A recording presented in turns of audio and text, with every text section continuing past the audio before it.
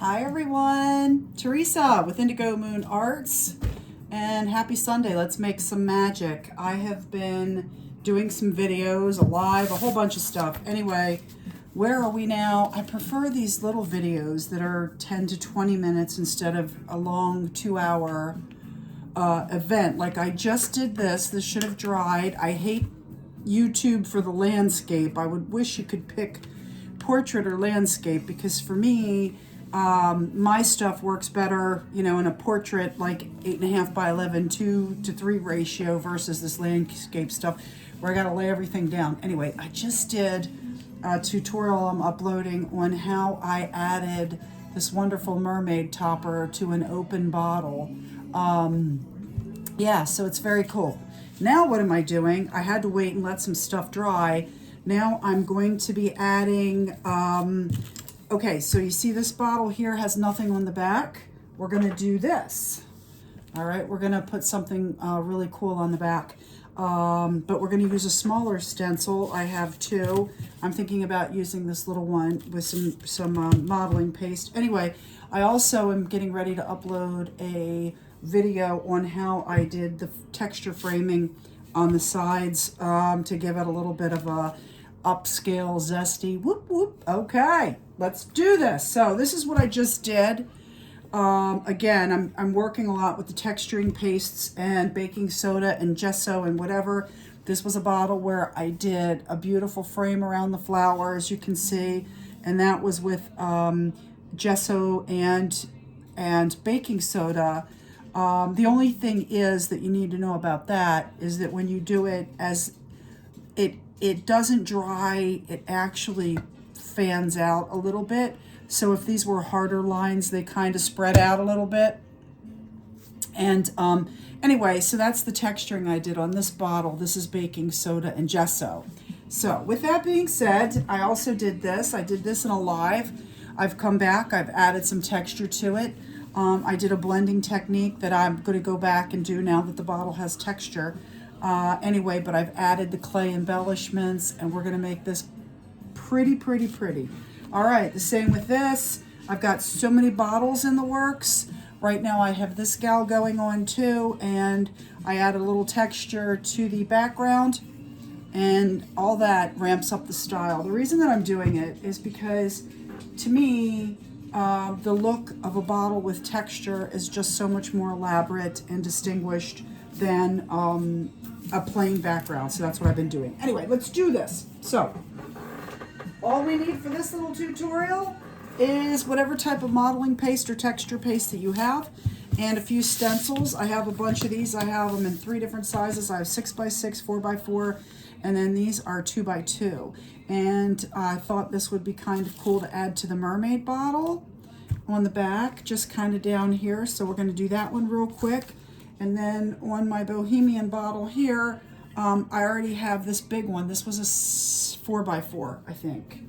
And then what was I going to put the butterfly on? I think the butterfly was going to go on this bottle here, right? Oh, right, hard to pick up, right in the middle. So let's do that real quick. This is simple. Let me take a sip of coffee. Cheers. All right. I notice when I talk a lot, as I age, my throat gets a little bit more touchy. Okay. So basically, I take my bottles. They are completely dry. Everything on them is dry, and I'm going to lay them on their backs like this. I'm going to grab me some masking tape. All masking tapes are not created equal. Their adhesive levels are all different. This is just a step above painter's tape. It's very non-sticky. It doesn't have a lot of stick, and that's why I'm using it. If it's too sticky, it could take whatever you have on the bottle off the bottle, and we don't want that. So for our moon girl, we'll call her, and this is our bohemian, I'm sorry, this is the mermaid. So we want the butterfly on the moon girl, and we want these they kind of remind me of maybe flowers you would see in the ocean or what have you. So I am just taking a little bit of masking tape, and I am taping this down, trying to make sure my angle on the bottle is what I want. These 2x2s are really great for the bottles because they lay down well. You know, you don't have a problem, too much of a problem with, let me look at that, that's off center. So let me start again. It doesn't take a lot to move it around. I want, that's good, like that, there we go. So like there's a hole punched so that these can be on a ring. I'll cover that just to make sure I don't accidentally capture that hole that's on there. It's this simple, just lay it down. Again, these are lovely because of their size. They go down on the bottles pretty easily. Again, nice. And do I want to put him on an angle or straight? Let's make him, we will make him straight, I think. And where I'm going to actually put him down like this. There was another stencil above him that I'm covering because I don't want to pick it up by mistake. Pretty, goes down really easy. It's really nice. Just check yourself for level. Make sure you're even when you put it down. See, like that's not, the only thing is when I'm by myself and I'm not recording what I'm doing, things go a lot easier. I'm better at level and stuff because I'm paying more attention to what I'm doing. Okay, so let's put him right there. Let's do that. Okay, down he goes. Yeah, these 2x2s, what I'm talking about is when you put them down on the bottle, they stay down with the curve. Whereas when you get with the bigger stencils, they don't really follow the curve well. So that's why you only do a partial. Okay, so we have one stencil down, two stencil down. They're not going to be on here long. All we're going to do is we're going to open our little thing of, I use Nic Pro modeling paste. I'm getting low. I'm going to have to get another one. I've heard, what was the other one I heard was pretty good? I think my palette knife that I use for this is actually being cleaned. Where is it? Here it is. Okay, great. All right, I just use a cheap little palette knife. The one that has a little bit of an arm, you know, has a little bit of a curve. It's just easier. Take your palette knife, take a glob, and just put it down on your bottle like so and drag it. Okay, another glob. You can put it on as thick or as thin as you like. When I put it on, I like to make sure I really don't see much of the stencil underneath. That way I know I'm pretty even. You can go from both directions, doesn't matter. It's not like when you use the crackle and you can only go in one direction, okay? You can go in both directions. You just want to be careful not to go off the stencil, right? That's the most important thing, so you're not putting paste where you don't want it. That's it. And then we'll just do both. Did I get that? Okay, yeah. Just making sure I got everything covered the way I want it covered. Yeah, okay. Ta-da. Gonna put that down just because it's so easy to do the other one next. Then we're gonna take the tape off. Again, these are short videos. Okay, take a globby glob, put it down. Pretty easy, it's like icing a cake, right? Again, just make sure you stay.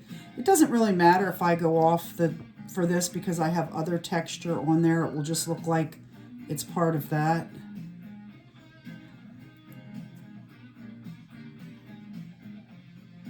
See, just very simple. It's very therapeutic. If you guys like doing cake icing, or so many of the tools that are used in cake decorating can be used for the bottles, like the molds. We use a lot of the fondant molds, which are the silicone molds that they use for baking. All right, so that's kind of it. You just want to make sure you got full coverage. That's it. Wipe off my brush. Make sure I got a little excess in places. Again, it doesn't really matter. So when you remove the tape, it's just go around a little bit. Oh, wait a minute, I want to get some of this excess off my, okay. I'm just gonna go in one direction when I do this because I don't want it popping up from two directions. I'm just peeling my tape up, and as soon as it lifts and it's free, which it's coming, I'm just gonna keep rolling with it. I'm just gonna go and go, pull. Okay, and there it is. Yay! How cool is that? It starts to set within the first 15 minutes. So you just let it sit. If you're unhappy with it, if you have to tamp something down, let it sit for 20 minutes to a half hour, maybe an hour. When you can touch it, but it would still change shape, that's when you can like tap something if it's a little sharp or rigid. I'm gonna take these and clean them off in the kitchen sink very shortly here. Anyway, that's it. I just take my stencil. I'll take the extra that was unused because it was only on there a second. Wasn't very long. It's not dried out or anything. I'll just take the excess off the stencil. That one is ready for the sink. My fingers, gotta clean those. All right, let's do number 2 since we're here, right? Okay, same thing, same premise. We're gonna lift. When you have multiple, you're just going from one side though, okay? So you just want to make sure you're lifting from one side. Keep the flow consistent. So any deviations go in the same direction. Just go, go, go. And there it is. Now, I might tap some of these. See where this came off over here? There's a couple high spots, meaning like edges that pulled up. I'm going to tap those with my finger in about 20 minutes to smooth them out. It'll soften them down just a little bit. And that's it. That's all it takes to add texture paste or modeling paste to the back of a bottle, the front of a bottle, any part of the bottle. You can get longer stencils and run them up the side, whatever you like to do. But it's just that simple, really. I add texture to my bottles. Since this one's got to dry, I just do it like, I'll show you, with this little bit of extra. All you have to do to give it an aged look is add some texture modeling paste. It's all going to dry the same. So when I go over here to my my mermaid bottle, I have a little bit of the paste. Sugar, I just put my hand in it. I do that all the time. So this is going to be a great candidate when it dries for tapping that down. But I think I'm just going to put a couple little things up here on the rim, the shoulders of the bottle. That's what I call them. Just to be consistent a little bit with the front because there's a little bit of texture. Yeah, just up here like that. And then that'll dry. We have this. You can also use your palette knife. I don't touch it when it's this wet. I just don't want to. I let it dry a little bit. That's it.